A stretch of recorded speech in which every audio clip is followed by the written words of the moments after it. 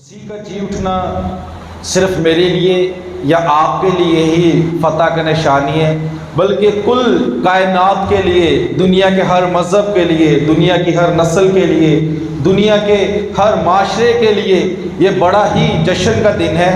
تو اس بات کے لیے ہم شکر گزار ہیں کہ ہم اس یسوع کے ماننے والے ہیں جس نے پوری دنیا کے لیے ایک امید پیدا کر دی، جس نے ہر مذہب کے لیے پیغام پیدا کر دیا کہ میں ہی آؤں گا اور سب کو بچانے کی قدرت رکھتا ہوں۔ وہ یسوع جو زندہ آسمان کے باپ کے داہنے ہاتھ پر بیٹھا ہے، اس کی نام کی تعریف کرتے ہیں۔ مسیح کا جی اٹھنا ہمارے لیے کتنا قدرت کا باعث ہے، کیا آپ جانتے ہیں کہ یسوع کا ہمارے لیے جی اٹھنا کس قدر قدرت کا ذریعہ ہے؟ یسوع کا جی اٹھنا میرے اور آپ کے لیے کتنا بڑا منصوبہ رکھتا ہے، اور اس کا جی اٹھنا ہم سب کے لیے کتنے بڑے بڑے کام کرتا ہے۔ آج ہم خدا کے زندہ پاک کلام میں سے ایک حوالہ پڑھیں گے، اور میں آپ کو ایمان سے کہہ سکتا ہوں کہ آپ نے اگر اس حوالہ کو جو ہم بائبل میں سبھی پڑھیں گے، اس کو صحیح طریقے سے پڑھ لیا تو آج آپ کا حقیقی طور پر ایسٹر ہو جائے گا۔ نکالے خدا کے زندہ پاک کلام میں سے پولس رسول کا افسیوں کی کلیسیا کے نام لکھا گیا، افسیوں پہلا باب، اور اس کی 19 آیت سے 23 آیت تک پڑھیں گے۔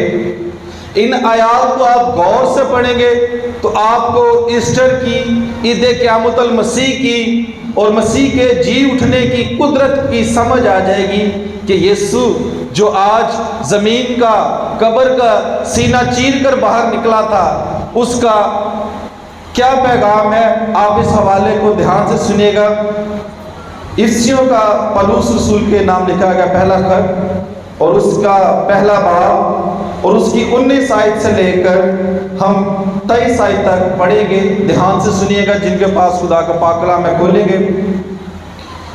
یہاں پر یوں لکھا ہے، اور ہم ایمان لانے والوں کے لیے اس کی بڑی قدرت کیا ہی بے حد ہے، اس کی بڑی قوت کی تاثیر کے موافق جو اس نے مسیح میں جب اسے مردوں میں جلا کر، یعنی زندہ کر کے، یسوع مسیح کو زندہ کر کے اپنی دہنی طرف آسمانی مقاموں پر بٹھایا، اور ہر طرح کی حکومت اور اختیار اور قدرت اور ریاست اور ہر ایک نام سے بہت بلند کیا۔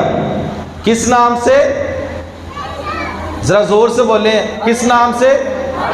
ہر ایک نام سے بہت، تھوڑا سا نہیں، بہت بلند کیا، جو نہ صرف اس جہان میں بلکہ آنے والے جہان میں بھی لیا جائے گا۔ پاک کلام کا پڑھا اور سنا جانا ہم سب کے لیے باعث سے برکت ہو۔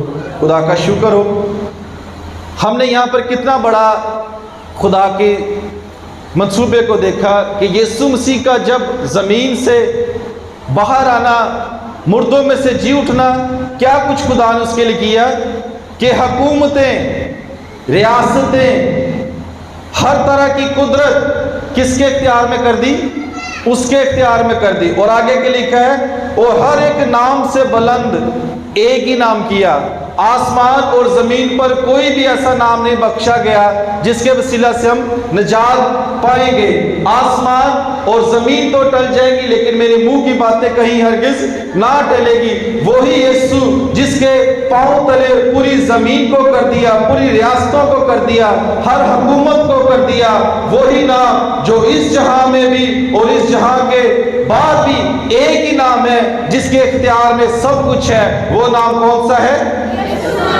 ذرا زور سے بولا کر، یہ نام کون؟ سب کچھ اس کے اختیار میں کر دیا۔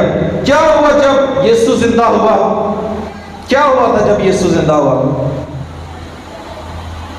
جواب دیا کریں آگے سے جیسا بھی ہو۔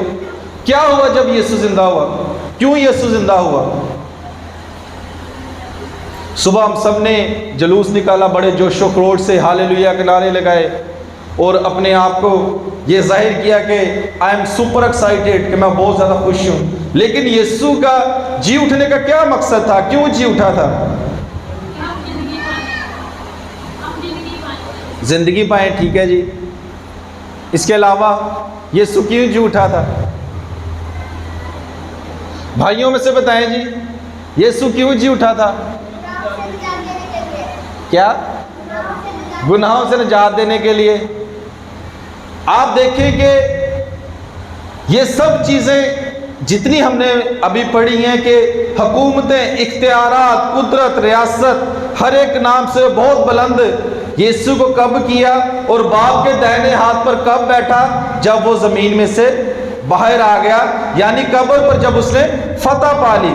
آپ کا یسوع ایسی قدرت رکھتا ہے کہ پوری کل کائنات خدا نے اس کے اختیار میں دے دی جب وہ جی اٹھا۔ اس کا جی اٹھنا میرے لیے اور آپ کے لیے نہیں، بلکہ حکومتوں کے لیے، ریاست کے لیے اور ہر ایک چیز کے لیے، ہر ایک منفس کے لیے جو اس زمین پر ہے، جو سانس لیتی ہے، اس کے لیے یسوع جی اٹھا۔ لیکن جی اٹھا یسوع آپ کی اور میری کیسے مدد کرتا ہے؟ ایک آج کے مسیحی کے لیے جی اٹھا یسوع کیسے اپنے ارادے کو رکھتا ہے؟ آج کا یسوع کا جی اٹھنا آپ کی زندگی کے لیے کیسے پرفضل ہو سکتا ہے؟ ایک ہم سٹوری دیکھیں گے کہ یسوع کیسے ہمارے ساتھ جی اٹھ کے اپنے ساتھ کو بناتا ہے۔ سب سے پہلی بات کہ یسوع ہمیشہ اپنے لوگوں کی فکر کرتا ہے۔ سب سے پہلی بات کون سی ہے؟ یسوع ہمیشہ اپنے لوگوں کی فکر کرتا ہے۔ نکالیں مرکز کی انجیل اس کا 16 باب،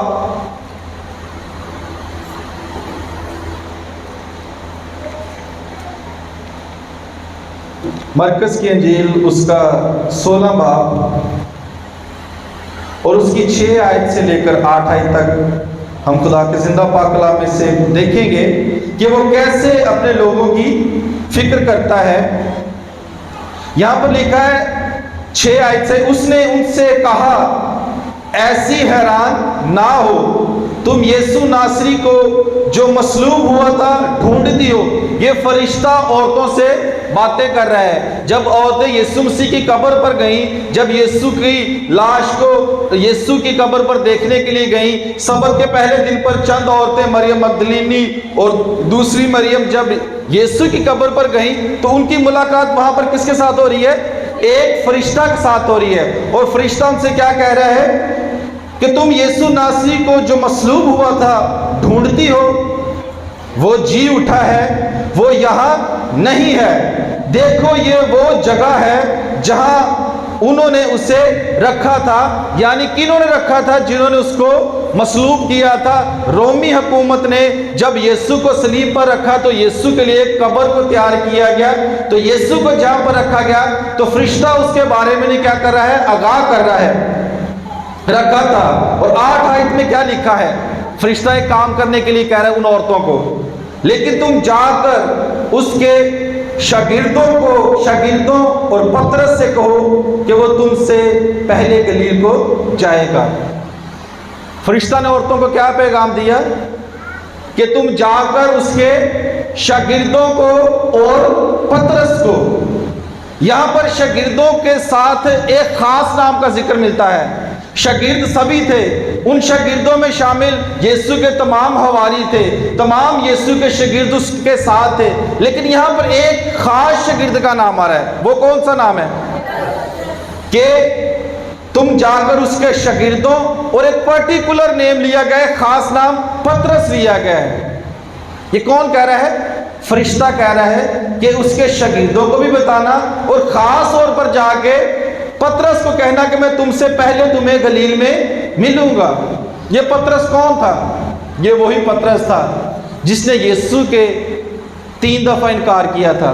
یہ پترس وہی تھا جو یسوع کے سامنے شرمندہ تھا، اپنے آپ میں ہارا ہوا تھا، اپنے آپ میں گلٹی تھا، اپنے آپ میں سب سے الگ اپنے آپ کو سمجھ رہا تھا، اور اپنے آپ کو دیکھ رہا تھا کہ میں نے یسوع کا انکار کر کے کتنی بڑی غلطی کر دیا۔ اس کے اندر ایک بے شرم تھی، اس کے اندر ایک ایسا جستجو تھی جو اس کو یہ غیرت دلا رہا تھا کہ تو نے یسوع کا 3 دفعہ انکار کیا ہے۔ لیکن وہی یسوع جس کا انکار کیا تھا وہ کس کے ذریعے پیغام دے رہا ہے؟ فرشتہ کے ذریعے کہہ رہا ہے کہ پترس سے کہنا کہ میں تمہیں گلیل میں تم سے پہلے ملوں گا۔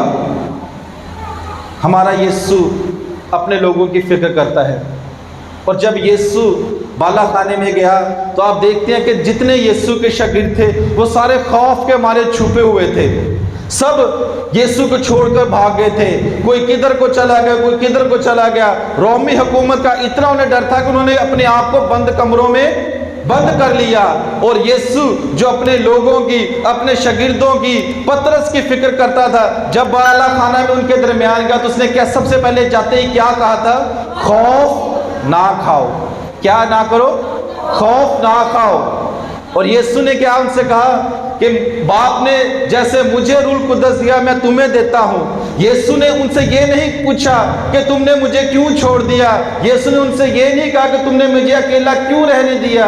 यीशु ने ये नहीं कहा कि पतरस तूने मेरा 3 दफा इनकार क्यों किया। यीशु ने ये नहीं कहा कि पतरस तूने मुझे छोड़कर क्यों चले गए। लेकिन यीशु उनके पास आते एक ही बात कह रहा है कि खौफ ना खाओ। आज भी वही यीशु अपने लोगों की फिक्र करता है। जैसे उसने पतरस को शर्मिंदा होने नहीं दिया। बहुत सारे लोग हैं जो अपनी ज़िंदगी में ये सोचते रहते हैं कि मैंने खुदा से बहुत पीछे चला गया हूँ, मेरी ज़िंदगी खुदा के करीब नहीं जा सकती, मेरी ज़िंदगी ऐसी हो गई है कि मैं यीशु के सामने खड़ा नहीं हो सकता। हम दिल ही दिल में बहुत कुछ ऐसा सोचते रहते हैं जैसे पतरस अपने आप को अलग करके बैठा हुआ था। लेकिन जो जिंदा उठा था उसने उसकी कोताहियों को नहीं देखा, उसने उसके इनकार को नहीं देखा, उसने उसके एहसासात को देखा, उसने उसके दिल में जो उसके लिए मोहब्बत थी उसको देखा। और उसने क्या कहा कि शागिर्दों से और पतरस से कहना कि मैं गलील से पहले तुमको वहाँ मिलूँगा। यही यीशु है जो हमेशा अपने लोगों की फिक्र करता है। एक और बाइबल में हमें शख्स यीशु का शागिर्द मिलता है जिसकी उम्र 90 साल थी और फिर भी यीशु के काम को जारी सारी रखता था। मुझे नहीं लगता कि हमें से कोई भी यहाँ पे 90 साल का होगा। कोई है यहाँ पे? है कोई 90 साल का? कोई भी नहीं है। लेकिन यीशु का एक ऐसा शागिर्द था जो 90 साल का था और यीशु की खिदमत को जारी सारी रखे हुआ था। जब यीशु के तमाम शागिर्द उसको छोड़ गए तो एक शागिर्द उसका उसकी माँ के साथ उसकी सलीब के नीचे बैठा हुआ था। उसका नाम क्या था? यूहन्ना। उसकी ज़िंदगी के बारे में देखें कि जब वो वहाँ एक शागिर्द था यीशु का जो तबई मौत मारा था। अगर हम रवायात में पढ़ें, इसकी हिस्ट्री में पढ़ें तो इसी यूहन्ना को जलते हुए गरम गरम तेल में भी डाला गया, लेकिन यीशु ने उसकी फिक्र की और यीशु ने फिर भी उसको वहां से बचा लिया। लेकिन एक वक्त ऐसा है कि इसी यीशु के शागिर्द को कैद खाना में जाना पड़ा क्योंकि रोमी इस बात से डरते थे, परेशान थे और इस कोशिश में रहते थे कि यीशु के पैगाम को लोगों के कानों तक ना पहुंचाया जाए, यीशु की खुशखबरी को लोगों तक ना पहुंचाया जाए। इसलिए वो जितने भी यीशु के मानने वाले लोग होते थे उनके ऊपर जुल्म सितम करते थे, उनके ऊपर अपने कहर को नाज़िल करते थे। और इसी कहर का शिकार यूहन्ना भी था और यूहन्ना को पतमस के जजीरे में क्या कर दिया गया? कैद कर दिया गया। और जब पतमस के जजीरा में उसको कैद कर दिया गया उसके पास भी कोई उम्मीद नहीं थी। वो अकेला था, थका हुआ था, हारा हुआ था, जिंदगी के दिन गिन रहा था और अपने आप को अकेला महसूस कर रहा था और हमेशा यीशु को याद करता रहता था कि हाँ मैं यीशु को देखा था।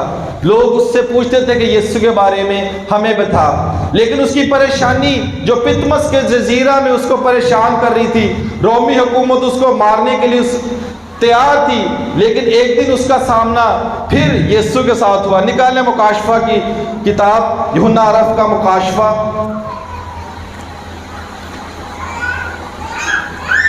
उसका पहला बाब, यूहन्ना आरफ का मुकाशफा और उसका पहला बाब और उसकी 6 आयत से 18 आयत से 19 आयत तक हम पढ़ेंगे कि जब पतमस के जजीरा में वो अकेला परेशान हारा हुआ शख्स पतरस की तरह दुनियादारी में अपने आप को अकेला समझ रहा था, लेकिन कैसे यीशु ने उसके साथ मुलाकात की और यीशु ने उससे क्या कहा।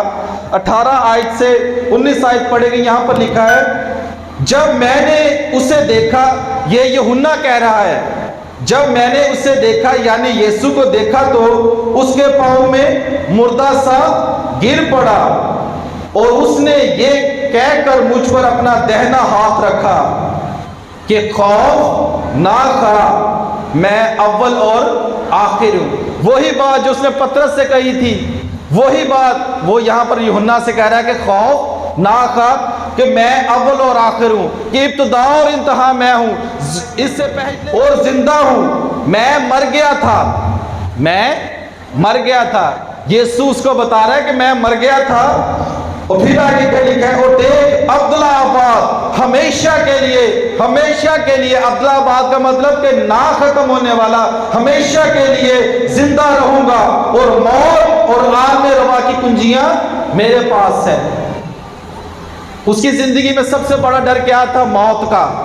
وہ اس انتظار میں تھا کہ رومی کب مجھے مار دیں گے، رومی حکومت مجھے کب اس زمین سے ختم کر دیں گے۔ لیکن یسوع نے اس کو کیسے مل کر یقین دہانی دلائی کہ خوف نہ کھا، کیونکہ عالم روا کی یعنی موت کا اختیار جس سے تو ڈر رہا ہے، اس کی تمام کنجیاں میرے پاس ہیں۔ یسوع نے اس سے کہا خوف نہ کھا کہ اول اور آخر میں ہوں۔ پھر اسی یوحنا کو جو پریشان تھا، ڈرا ہوا تھا، یسوع نے اس کو ایک دم نہیں چھوڑ دیا۔ یسوع نے اس کو پھر کیا کہا کہ تو میرے لیے مکاشفہ لکھے گا، ان 7 کلیسیاؤں کو خط لکھے گا۔ اور یسوع بائبل میں لکھا کہ یسوع 7 کلیسیاؤں کو چراغوں میں یسوع پھرتا رہا۔ کس کے وسیلہ سے؟ یسوع نے اسی یوحنا کے وسیلہ سے اپنے کام کو آگے جاری و ساری رکھا۔ اور یسوع نے کہا کہ اول اور آخر میں ہوں، میں جو مر گیا تھا اب کیا ہوں، دیکھ میں ابدل آباد زندہ ہوں۔ یہی بات یسوع نے پطرس سے کہی، اور پطرس کو ایک بڑی کلیسیا کا سربراہ بنایا۔ یسوع نے اس سے کہا کہ میں چٹان پر کلیسیا کو قائم کروں گا۔ اور اسی یوحنا کو یسوع کیا کر رہا ہے؟ آگے کلیسیاؤں کو خط لکھنے کا، کلیسیاؤں کے فکر کے لیے، کلیسیاؤں کو درستگی کے لیے یسوع نے اس کو استعمال کیا۔ اور یہ ایک ہی بات کی جو اس نے اپنے شاگردوں سے کہی تھی کہ خوف نہ کھا، اور اسی جگہ پر بھی وہ کیا کہہ رہا ہے؟ خوف نہ کھا۔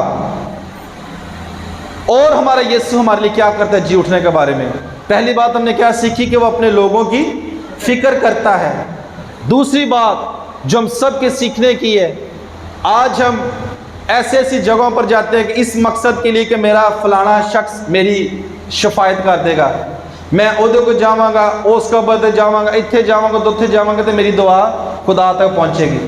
دوسری چیز جو سب سے اہم یسوع آپ کے لیے جی اٹھنے کے بعد کرتا ہے وہ یہ ہے کہ یسوع آپ کی باپ سے شفایت کرتا ہے۔ نکالے خدا کے زندہ پاک کلام میں سے رومیو 8 باب،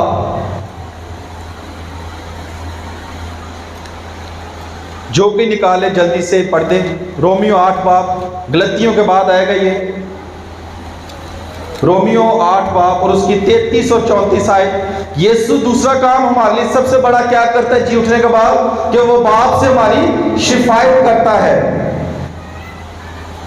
8 باب اس کی 33 اور 34 آیت میں لکھیں گے، پڑھیں گے۔ یہاں پر لکھا ہے خدا کے برگزیدوں پر کون نالش کرے گا؟